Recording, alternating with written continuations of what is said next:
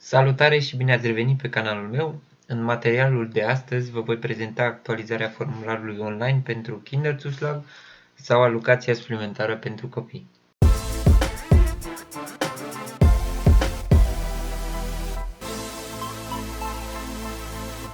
Datorită faptului că am primit foarte multe solicitări din partea voastră și datorită faptului că au intervenit modificări ale formularului pe site, vă vin astăzi în ajutor cu un nou videoclip. Pentru a putea completa formularul, va trebui să intrați pe arbeitsagentur.de, selectăm familie un Kinder, după care Kinderzuschlag-Antrag. Condițiile pe care trebuie să le îndepliniți pentru a primi Kinderzuschlag au rămas aceleași, și anume să primiți alocația în Germania, Kindergeld, veniturile pe familie minime să fie de 900 de euro brut sau pentru familiile monoparentale 600 de euro brut, copilul sau copiii să locuiască cu dumneavoastră și să nu fie mai mari de 25 de ani și să nu fie căsătoriți. Dacă îndepliniți aceste condiții, apăsați pe butonul roșu Zum Online-Antrag. Aici va trebui să completați cu codul afișat și să apăsați din nou pe butonul roșu. La punctul numărul 1 va trebui să completăm cu datele personale. În prima rubrică trebuie să completați cu datele solicitantului, adică părintele care primește și Kindergeld. Și de data aceasta eu o să folosesc niște date fictive.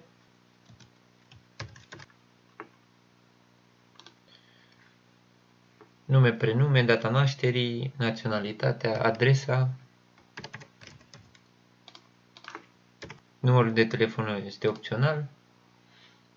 Dacă sunteți funcționar public, iar aici va trebui să completați din nou cu numărul de alocație. Numărul de alocație este format din 3 cifre, FK și alte 6 cifre. Precum am spus și în primul videoclip, acest număr îl puteți găsi pe adeverința de alocație sau pe extrasul de cont unde primiți alocația. Aici ne întreabă dacă locuim cu partenerul, iar aici va trebui să trecem datele soției. La fel dacă este funcționar public sau nu. Contul bancar, IBAN-ul.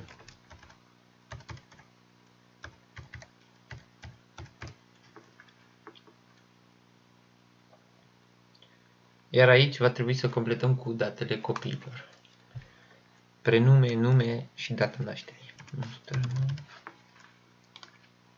Ce este modificat față de primul formular este că trebuie să bifați această căsuță și să treceți din nou Kindergeld număr.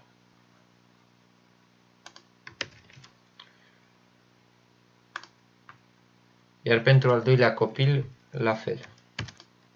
Și să atașați din nou numărul de alocație.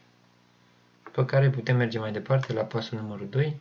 Dacă soția este însărcinată, bifați Schwangerschaft și va trebui să completați cu data când este programată nașterea. Aici ne întreabă dacă locuim cu chirie. Dacă locuiți cu chirie, va trebui să specificați cât plătiți chirie, inclusiv întreținerea. Zicem în cazul meu 800 de euro. Dacă primiți ajutor pentru chirie, Wohngeld, bifați aici. Și cum este încălzită apa în locuință, prin centrală sau prin boiler. La pasul numărul 3 va trebui să declarați cine lucrează.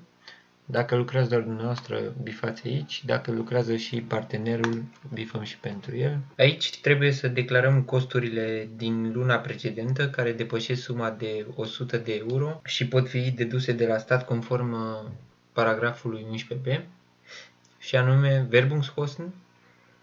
La Werbungskosten putem declara costurile pentru deplasarea către locul de muncă. Eu o să spun, de exemplu, că am lucrat luna trecută 20 de zile, ori 20 de kilometri cât am de parcurs până la locul de muncă, ori 30 de cenți cât oferă statul pe kilometru pentru drumul parcurs către locul de muncă, adică 120 de euro, și soția să spunem că are doar 10 km, tot 20 de zile lucrează, 60 de euro. Versicherungsbeiträge, de exemplu asigurarea mașinii, o puteți trece aici, însă doar asigurarea obligatorie, fără Vollkasko sau Teilkasko și alte asigurări, precum asigurarea de accident, Privathaftpflicht și așa mai departe. Eu să spunem că am 2 asigurări de mașină, 80 și o asigurare de accident de 20 de euro, mai am încă 100 de euro lunar costuri. Și Altersvorsorge-Beiträge sunt pensiile private. De exemplu, eu am o pensie privată Riester-Rente de 50 de euro pe lună și soția și ea o pensie de 50 de euro pe lună. Puțin mai jos ne întreabă dacă în ultima lună am plătit pensie alimentară, eu sau partenerul, și dacă avem costuri pentru întreținerea copilului, de exemplu, costuri pentru școală, grădiniță, costuri pentru transportul către școală și așa mai departe. Iar aici ne întreabă despre o posibilă avere, va trebui să bifați această căsuță și după cum puteți observa, este vorba despre o avere de peste 90.000 de euro. Mai departe sunt date despre copii, unde nu trebuie să completați absolut nimic. Puteți merge mai departe, până la ultima pagină. Singura diferență o face faptul că nu trebuie să mai încărcați online decât statul de plată. În cazul în care ambii părinți lucrează, va trebui să încărcați cât un stat de plată de la fiecare. În cazul meu nu se poate încărca online, decât dacă vă apare aici un plus, atunci veți putea încărca statul de plată online. Dacă nu, va trebui să-l atașați în plic în momentul în care trimiteți cererea. După care bifăm protecția datelor și putem apăsa pe butonul roșu pentru a trimite formularul online. Eu nu o să fac asta pentru că am folosit niște date fictive. După ce ați apăsat acest buton, veți avea posibilitatea de a printa ceea ce ați completat, un rezumat, unde va trebui să și semnați, sau dacă nu aveți posibilitatea de a printa aceste documente, puteți aștepta câteva zile și le veți primi prin poștă de la familie în casă. Aceste documente vor trebui semnate de ambii părinți, atașați statele de plată și le trimiteți înapoi către familie în casă. Dacă mai există nelămuriri, vă recomand să vizionați și videoclipul anterior despre Kinderzuschlag, pentru că acolo am explicat mai în detaliu completarea formularului. Cam asta a fost pentru astăzi. În cazul în care mai aveți întrebări, mă puteți găsi pe pagina mea de Facebook, Valentin Corebut Swiss Life Select. Dacă v-a plăcut acest material, vă rog să-l distribuiți mai departe, să dați un like și să vă abonați canalului meu. Până data viitoare, mult succes!